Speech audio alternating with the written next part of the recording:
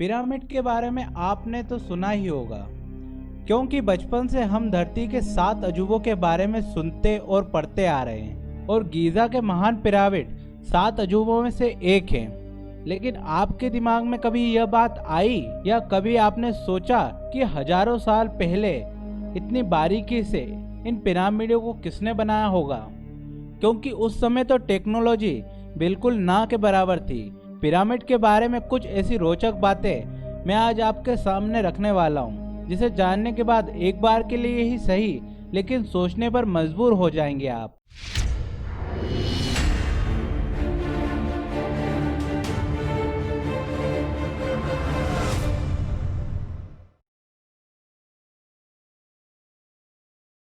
मिस्र के पिरामिड वहां के तत्कालीन फेरो सम्राट गणों के लिए बनाए गए स्मारक स्थल थे, जिनमें राजाओं के शवों को दफनाकर सुरक्षित रखा गया है। इन शवों को ममी कहा जाता है। उनके शवों के साथ खाने पीने की चीजें, पेय पदार्थ, वस्त्र, गहने, बर्तन, वाद्य यंत्र, हथियार, जानवर तथा कभी कभी तो सेवक सेविकाओं को भी दफना दिया जाता था।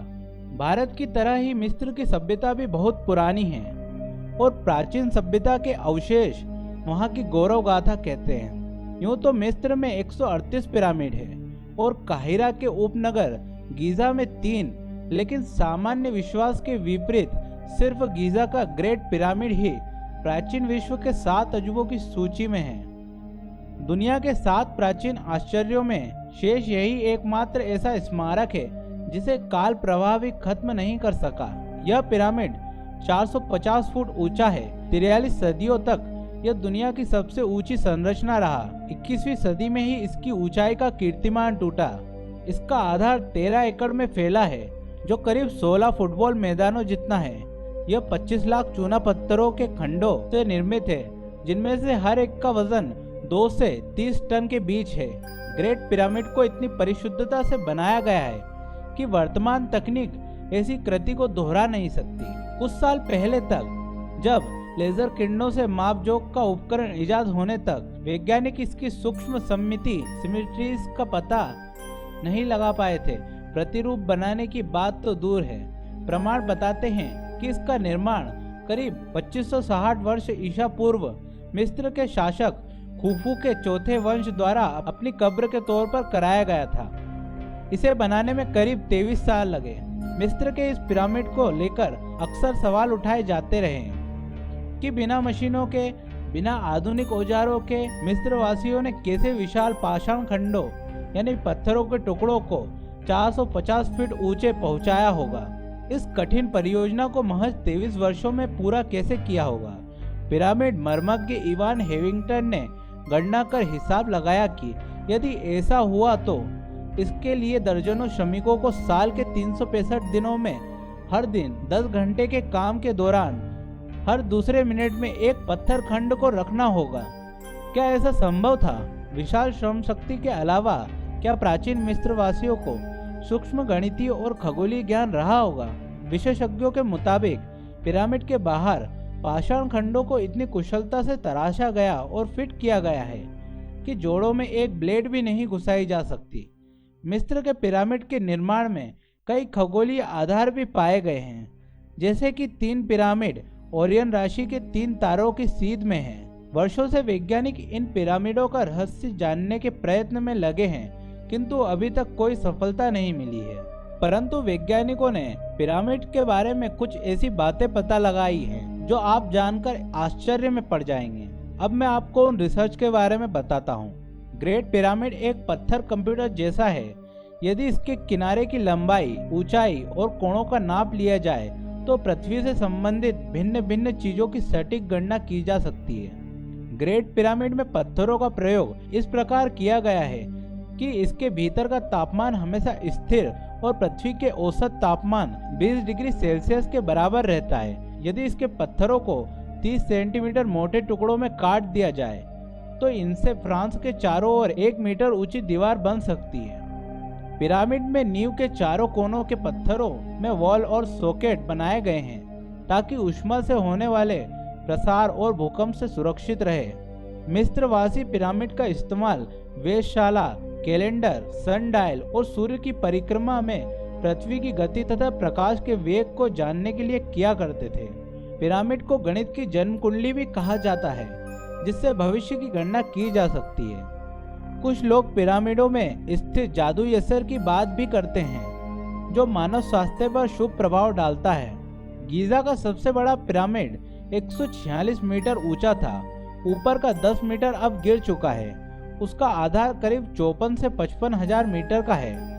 अनुमान है कि 3200 ईसा पूर्व उसे बनाया गया था। यह इसके बावजूद है कि उस समय की मिस्त्रियों की टेक्नोलॉजी शून्य के समान थी।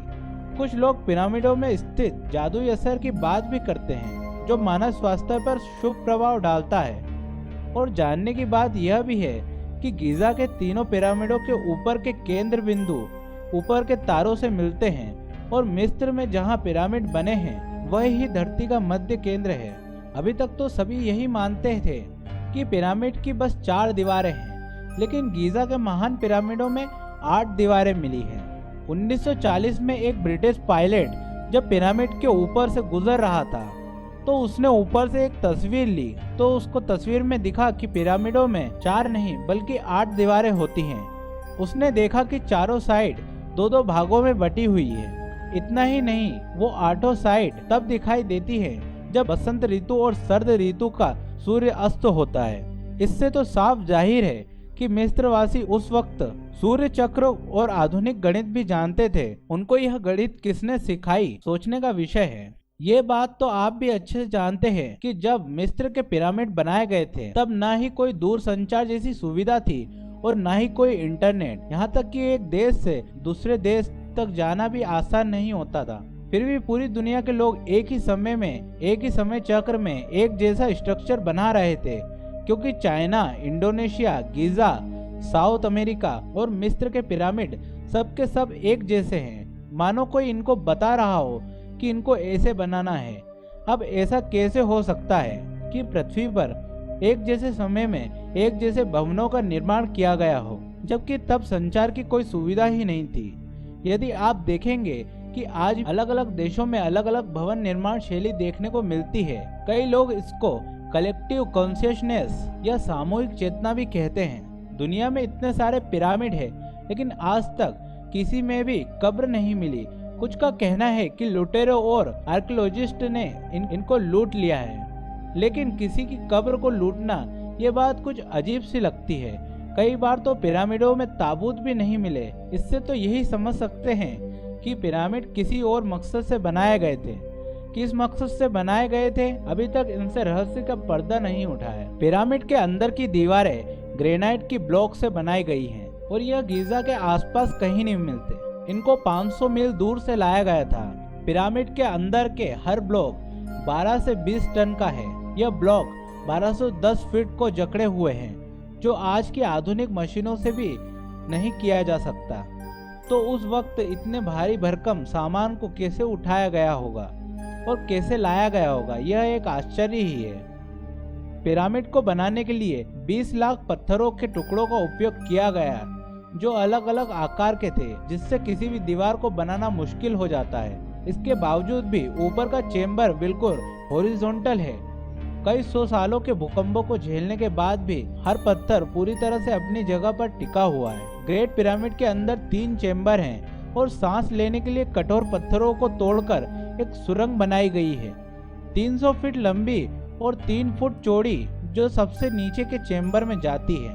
कई आर्किटेक्ट का मानना है कि सुरंग के पतले होने के कारण काम करना बहुत मुश्किल रहा होगा। सुरंग को एक एंगल में बनाने के लिए स्पेशल औजार और ज्योमेट्री की जरूरत पड़ी होगी, और उस वक्त ज्योमेट्री का कोई नामो निशान ही नहीं था। पिरामिड को इस तरह से बनाया गया है कि 500 डिग्री के साथ उत्तर दिशा को अंकित करें, जो कि पूरी सटीक है, जबकि हमको 17वीं सदी में पता चला कि 500 डिग्री उत्तर ही सटीक ध्रुव होता है। आर्किटेक्ट का मानना है कि पिरामिड को बनाने में सिर्फ 20 साल लगे, जिसे 20 लाख पत्थरों से बनाया गया है, जिसमें साल के 365 दिनों में 12 घंटे की शिफ्ट होती थी, जिसके अनुसार पत्थरों को तराशने एवं निकालने एवं लगाने अपनी जगह फिट करने में सिर्फ 1.5 मिनट लगे होंगे। अब यह बात अजीब सी लगती है कि किसी पत्थर को निकाला जाए, तराशा जाए और अपनी जगह फिट किया जाए, वो भी सिर्फ 20 मिनट में। अब इस बात को सोचते रह जाएंगे कि बिना मशीनों के उस वक्त इतना फास्ट सभी कैसे हो गया। आर्किटेक्ट का मानना यह भी है कि पिरामिडों के बनाने में लोहे का नहीं बल्कि तांबे की छेनी और पत्थर की हथौड़ी का उपयोग किया गया था। है ना अजीब बात। आज हम 21वीं सदी में जी रहे हैं और हमारे पास सभी सुपर कंप्यूटर, क्रेन और सभी तरह की मशीनें हैं, फिर भी इस तरह के भवनों को बनाना मुश्किल का काम लगता है। आर्किटेक्ट का मानना है कि इनको अनाज और बहुमूल्य वस्तुओं का संग्रह करने के लिए बनाया गया था, लेकिन बाद में पता चला कि पिरामिड पृथ्वी की खास जगहों पर बनाए गए थे।